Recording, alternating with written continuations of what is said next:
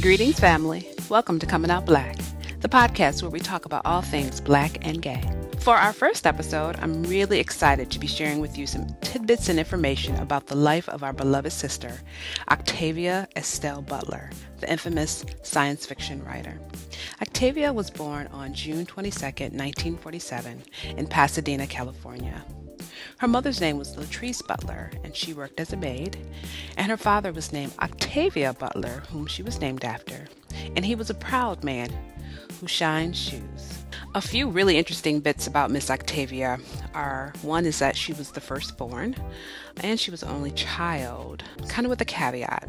Her mother did become pregnant again. As a matter of fact, she became pregnant 4 additional times. They do know that each of those children were male. However, she was unable to carry them to term. And Octavia often mentions this in her interviews because she sometimes feels like how her life could have been really different had she had 1 or as many as 4 additional brothers. The other impactful event of her youth was the death of her father. That happened early on. She was like 6 or 7. She has limited memory of her father, and the memories that she does have has come from her mother and from the stories of her grandmother.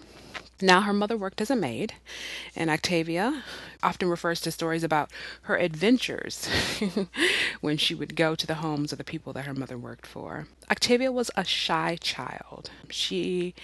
Despite the fact that she's written so many books, she actually struggled in school because she had dyslexia.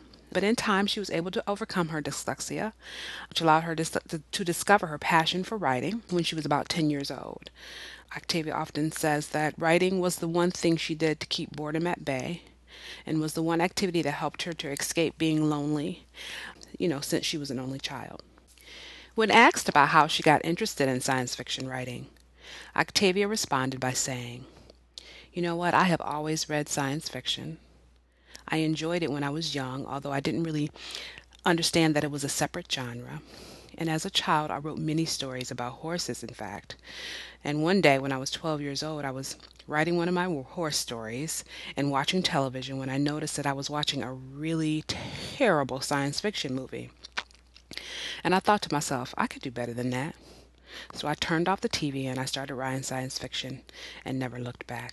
Octavia admits that her first stories were probably really horrible, but she kept on writing despite teachers who tried to discourage her because they, for the most part, didn't understand what it was she was trying to write. In terms of Octavia's educational background, she graduated with an associate's degree from Pasadena City College, and she took a few classes at UCLA and Cal State. But the interesting thing is that she never graduated with the bachelor's degree. Octavia kept writing, and during that time, she worked tons of what she called odd and horribly labor-intensive jobs. She never could imagine herself making a living with her writing. But it was during a time when she was taking a class at UCLA when she received her first conditional acceptance letter from a publisher who would eventually publish her first book, Pattern Master. Octavia gives credit for her success to 2 non-academic programs. One is the Open Door program with the Screenwriters Guild. However, this program is no longer in existence. But the other one is in existence, and it is the Clarion Science Fiction Writers Workshop. Now, you're probably wondering, what does Octavia Butler have to do with Black LGBTQ folk? Well, actually, in all honesty, I don't know. After some research, it's kind of unclear what her sexual orientation is. I see a lot of lists with Black gay folks on it, and she is usually listed. However, when I did some research, it was not, I was unable to definitively be able to say she was lesbian or bisexual. It was never clear what her sexual orientation is. However, I did come across this book called Across the Wounded Galaxies, Interviews with Contemporary American Science Fiction Writers.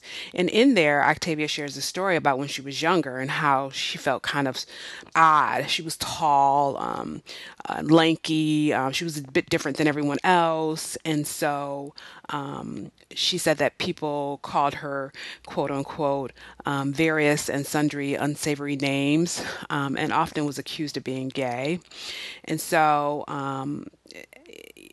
what she did was she wondered about this gay thing that people were calling her because she didn't at the time know what it meant. So she called the Los Angeles Gay and Lesbian Services Center and asked to attend a meeting with people to talk about her situation. And she goes on to say in the interview that she goes to a few meetings and then she decides that it wasn't for her. And for me, it's unclear if she's saying the gay part wasn't for her, or the meetings wasn't for her, or the gay lesbian center wasn't for her. I don't know.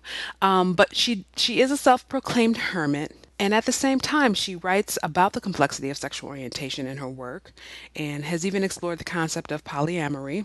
And for me, I believe that a lot of times what people write in their work is a reflection of how they feel. And one of my favorite phrases in one of her books called in her first book actually called Pattern Master, there's this character called Amber, and she says this, and I think this is the phrase that gives you some insight into Octavia Butler. And Amber states, "When I meet a woman who attracts me, I prefer women. And when I meet a man who attracts me, I prefer men." So is Octavia a lesbian or even bisexual? I can't find anyone who actually knows, not even people that are her so-called close friends. None of them can confidently reveal what her sexual orientation was, or even any details about her intimate life, because she was a very private person and she was a hermit. So I'm taking the liberty of claiming Miss Octavia and bringing her into the Black LGBT fold. And hopefully, Octavia, if you're listening up in the universal, wherever you are, that you will feel like you're in good company. But what saddens me the most is to think that Miss Octavia Butler did not experience a deep and abiding love.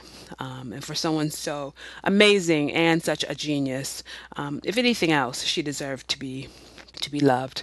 And I hope she did know love because more than anything, she deserved it. Now, for the many ways in which Octavia garnered her critical acclaim. She wrote 15 books and many short stories.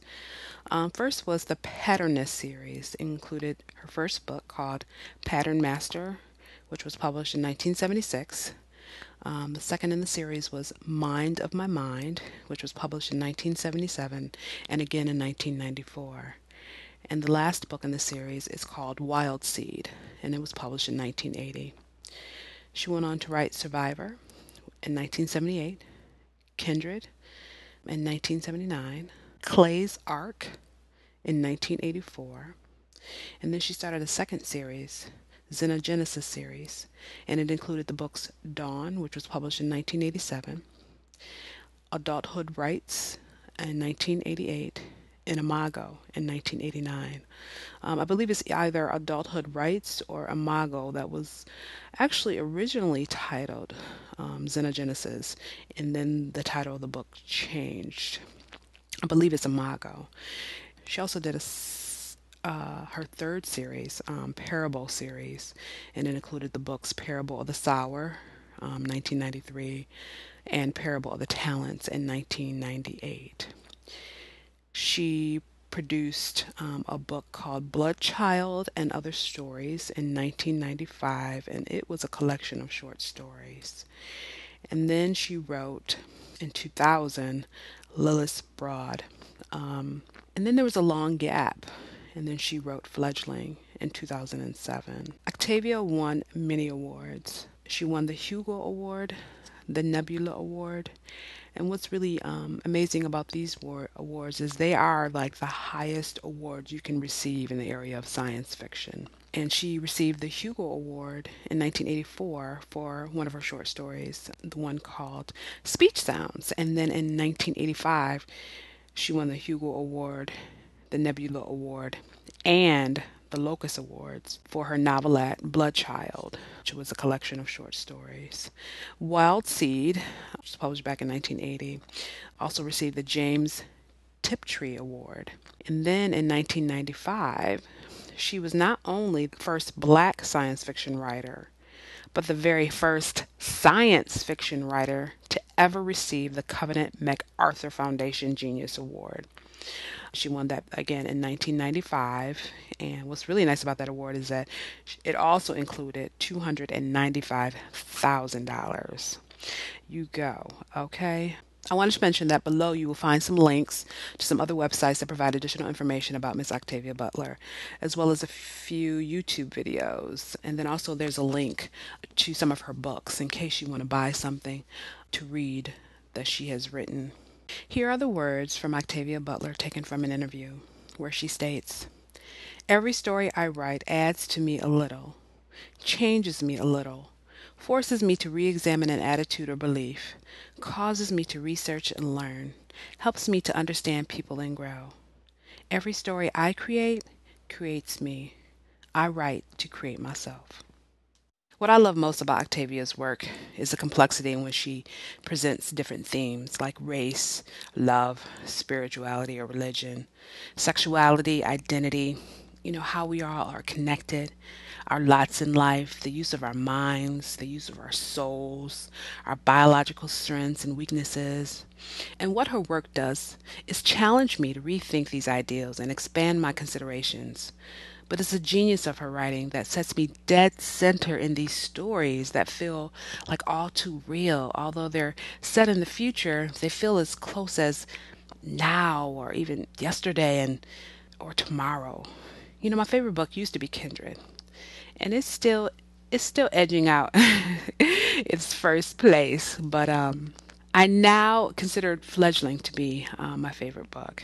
And it's not because it's a vampire story, because she wrote vampire stories long before, Twilight became the hype. I love Fledgling because it forces me to contemplate the idea of symbiosis between humans, or between, I guess, any two species for that matter.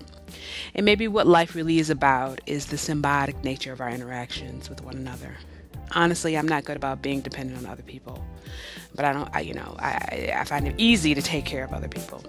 However, this book was somehow, and somewhat of a spiritual awakening, a way for me to consider the possibility of intimacy as a gesture of giving, and more importantly, a gesture that we all are worthy of receiving, and that together, this is the ebb and flow of life.